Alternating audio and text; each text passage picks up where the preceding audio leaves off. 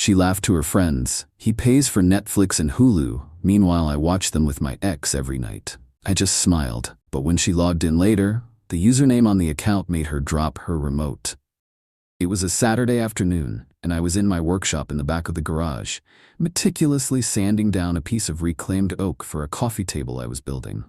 The garage side door was propped open for ventilation, and their voices drifted out from the back patio, clear as a bell in the quiet afternoon air. I'm 35, I run a custom furniture business, and I own my house. My girlfriend, Megan, who is 31, moved in about 8 months ago. She'd been laid off from her marketing job and was trying to launch a freelance consulting business. I told her not to worry about rent or bills until she got her business off the ground. I figured I was just being a supportive partner. I make a good living, and I wanted to give her the space to pursue her dream without financial stress. I never saw it as enabling. I saw it as a temporary investment in our future. Her friend, Jessica, must have asked her something about her ex, Liam. I heard his name and my ears perked up. Megan had always been vague about him, just saying he was a mistake from her early 20s. Oh my God, Liam is hilarious, Megan said, her voice dripping with amusement. It's so funny. We have our little routine now. He comes over on Tuesdays and Thursdays when Jake works late. A cold knot formed in my stomach. I put down the sander and walked silently to the side door, staying just out of sight. Doesn't Jake get suspicious? That was her other friend, Qley. Jake? Megan let out a short, sharp laugh that cut me deeper than any insult. He has no idea. He's so wrapped up in his dusty workshop, he barely notices what day it is. The best part is, he pays for everything. The Netflix, the Hulu, the ridiculously expensive intranet. Liam and I just binge watch all the new shows together on Jake's dime. It's perfect.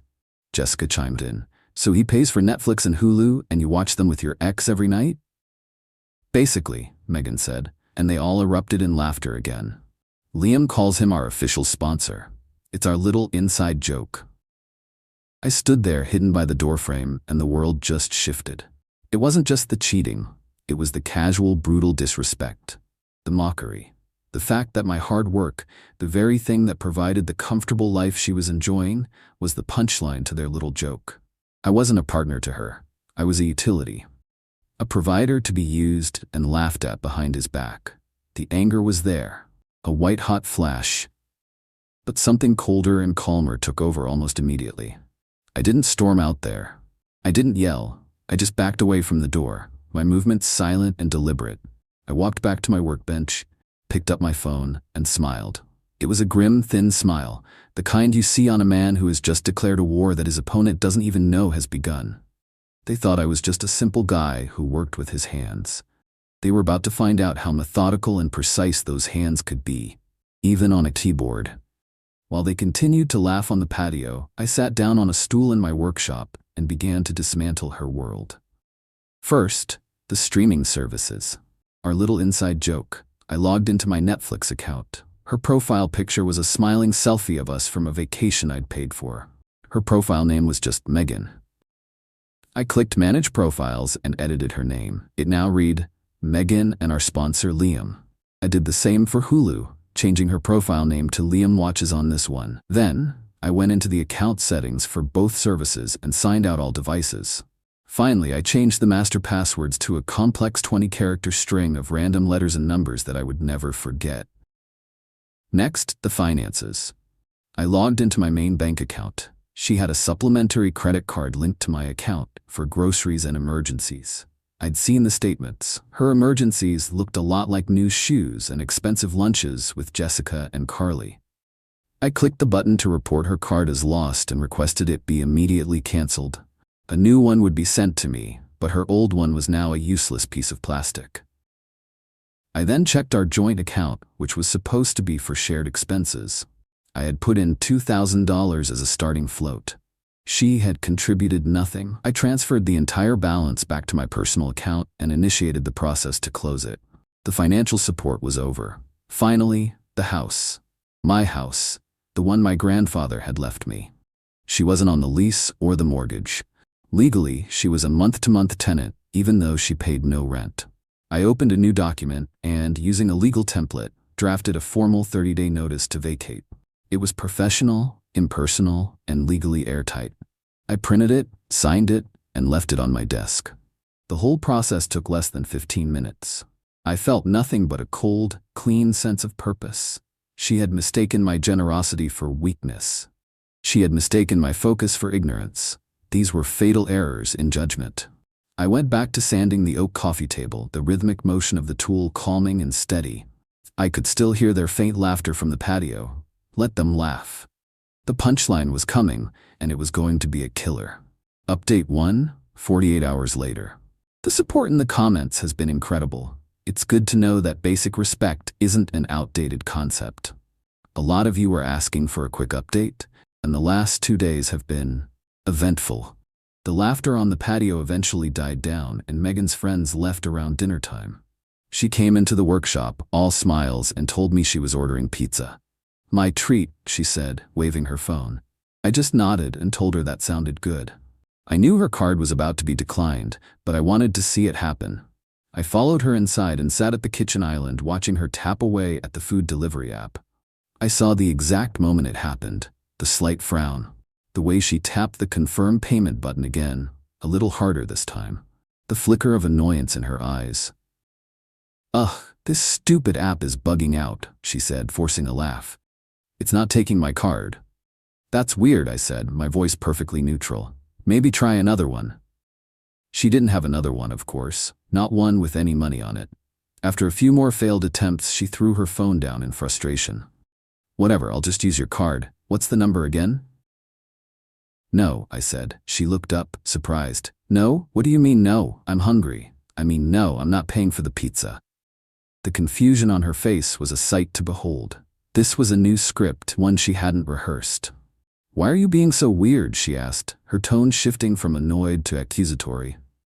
"I'm just not feeling like a sponsor tonight," I said, letting the word hang in the air between us. Her face went pale. She knew.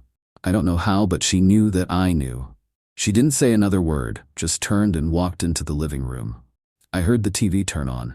I went back to my workshop. The real explosion came about an hour later. I heard a shriek from the living room, followed by the sound of something hitting the floor. I walked to the doorway.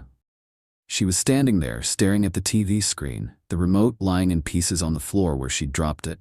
The Netflix login screen was up, and there, under the main account, were the profile options. One of them read, "Megan and our sponsor Liam." She turned to look at me, her face a mask of fury and terror. "What is this?" she whispered. "That's your new profile name," I said calmly. "I thought it was more accurate. I changed the Hulu one too. You should check it out. It's clever." "You were listening to me?" she screamed. "You were spying on me?" "The window was open, Megan. You weren't exactly being quiet. It's hard to miss when your girlfriend and her friends are laughing about how she's cheating on you and using you for money." The gaslighting started immediately. It was a joke. I was taking it out of context. I was insecure, controlling, the same lines she'd probably used on every man she'd ever wronged. I didn't argue. I didn't raise my voice. I just let her spin, let her exhaust her arsenal of excuses. When she finally paused to take a breath, I walked over to my desk in the corner of the room, picked up the envelope I'd prepared, and handed it to her. "What's this?" she asked, her voice trembling. "It's a 30-day notice to vacate the premises," I said. "Legally, you're a tenant. I'm terminating that tenancy. You have until the end of next month to remove your belongings from my property." She stared at the paper, then at me, her eyes filled with a mixture of disbelief and hatred. "You can't kick me out. I live here." "You lived here," I corrected her. "Your stay is over. Your card has been canceled, and our joint account has been closed. The sponsorship has officially ended." She lunged at me then, trying to hit me, claw at me. I just sidestepped her, holding up my hands. "Don't, Megan. Don't make this uglier than it already is." She collapsed onto the couch, sobbing. They weren't tears of remorse. They were tears of frustration. The tears of a con artist whose mark has just walked away from the table. The calls started the next day. Her mother called, screaming at me for throwing her daughter out on the street. I calmly explained that her daughter had been cheating on me for months and was now facing the consequences. I suggested she ask Megan about her sponsor, Liam. Then came Liam himself. He called from a blocked number. trying to play the tough guy. You need to leave her alone, man. You can't just kick her out. Liam, I said, a genuine smile in my voice. I'm so glad you called. I was just thinking about you. You see, I've been sponsoring your little movie nights for a while now, and I feel like we have a real connection. In fact, I'm thinking of sending you a thank you gift. What's your address? He was silent for a moment. What are you talking about? Don't worry, I already have it. Your routine on Tuesdays and Thursdays is about to get a little more interesting. Have a good day. I hung up. I spent the rest of the day changing every password to every account we had ever shared. Utilities, Amazon, everything. I systematically erased her from my digital life. The house feels bigger now, quieter. She's been locked in the guest room, refusing to come out. Let her. The clock is ticking. 30 days isn't a long time when you have to find a new life, a new job, and a new sponsor. Update 2. 1 week later. It's been a week since the Netflix incident, and the fallout has been both predictable and deeply satisfying. Thanks for following along with this mess. Your comments have been a source of dark humor and genuine support. Megan stayed locked in the guest room for 2 full days. I left a tray of food outside her door once, which went untouched. On the 3rd day, she emerged, her eyes puffy, her face pale. The defiance was gone, replaced by a desperate, calculating look. She tried to apologize. She said it was a mistake, that she loved me, that Liam meant nothing. I just looked at her and said, "The notice to vacate is on the table. You have 27 days left." Her apology quickly turned to bargaining. She could change. We could go to therapy. She would cut off all contact with Liam. She would get a job, a real job, and start paying her share of the bills. It's too late for that, Megan, I said. Trust isn't something you can fix with a promise. You didn't just cheat. You mocked me. You and your friends laughed at me. There's no coming back from that. The move out began in stages. She called Jessica and Qley to help her pack. They arrived looking like they were attending a funeral, refusing to make eye contact with me. I just stayed in my workshop, the sound of my tools providing a steady, industrious soundtrack to the end of my relationship. Now, about Liam. After our little phone call, I did send him that gift. I found a local bakery that makes custom gift baskets. I ordered their biggest one, filled with expensive snacks, wine, and a fancy popcorn maker. I included a gift card for a local movie theater. The note I had them write was simple. To my favorite co-star, thanks for all the great nights. Sorry our show got canceled. From your official sponsor. I had it delivered to his workplace. He's a junior account manager at some downtown firm. I can only imagine the questions he got from his colleagues and his boss when a massive gift basket arrived for him with that note. The fallout was immediate. Megan told me, during one of her tearful pleading sessions, that Liam went ballistic. He called her, screaming that I was a psycho and that she had dragged him into her mess. He accused her of telling me about him. He wasn't the brave protector anymore. He was a terrified coward, worried about his own reputation. He told her to lose his number and never contact him again. Her escape plan, her backup man, had evaporated at the first sign of trouble. The friends, Jessica and Qley, have also been dealt with in a more subtle way. They both work at the same marketing agency. I happen to know the owner of that agency through a business networking group. We're not close, but we're friendly. I send him a casual email. Hey Tom, quick question. I'm looking to hire a freelance marketing consultant. My ex-girlfriend was in the field, and I'm trying to understand the industry standards for professional conduct. For example, is it common for consultants to advise their friends to actively deceive their financial partners? Just trying to get a lay of the land. Any insight would be appreciated. I didn't mention their names. I didn't have to. I knew he was smart enough to connect the dots. I heard from a mutual acquaintance that there was a very serious all-staff meeting at that agency last week about ethics, client relationships, and professional discretion. Jessica and Qley are apparently walking on eggshells, their reputations now under a microscope. They enabled her, they laughed with her, and now they get to share in her professional paranoia. Megan has been scrambling to find a place to live. She has no money, no job, and her credit is terrible. She called her parents, who apparently told her she had made her bed, and now she had to lie in it. It seems her history of using people isn't a new development. She has 23 days left. The house is slowly emptying of her things. Each box she packs and moves to a storage unit she can't afford is another small victory.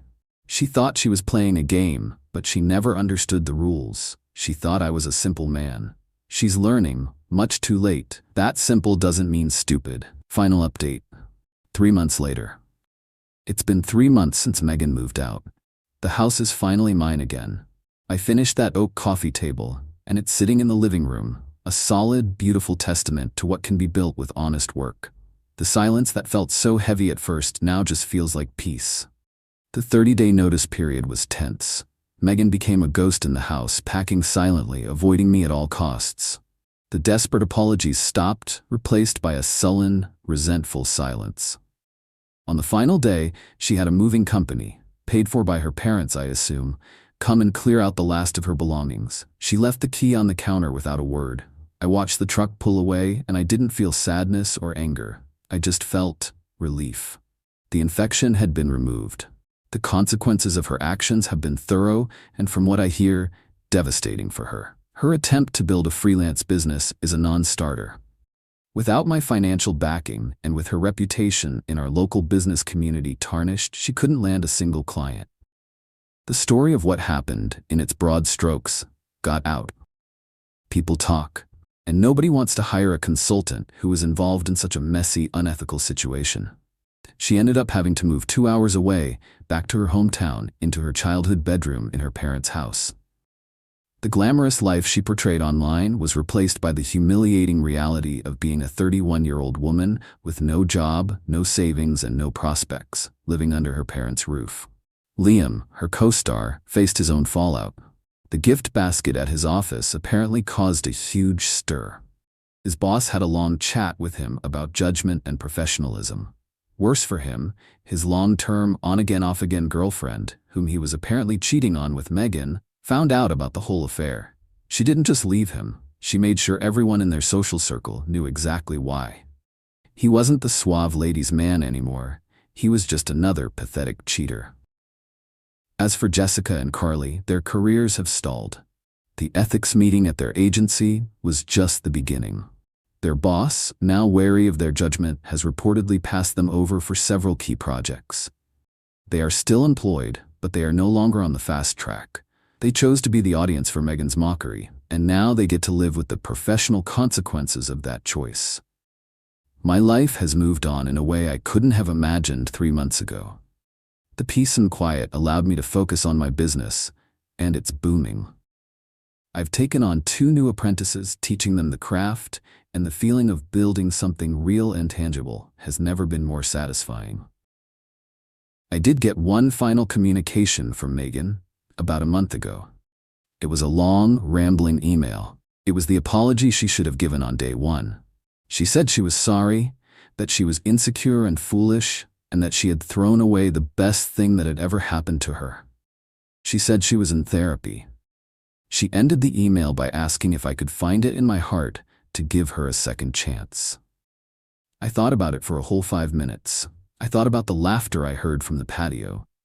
I thought about the words official sponsor. I thought about the casual, cruel disrespect. I typed a 1-sentence reply. I wish you the best in your new life. Then I created a filter to send any future emails from her directly to the trash. The revenge was never about destroying her. It was about reclaiming my life, my home, and my self-respect.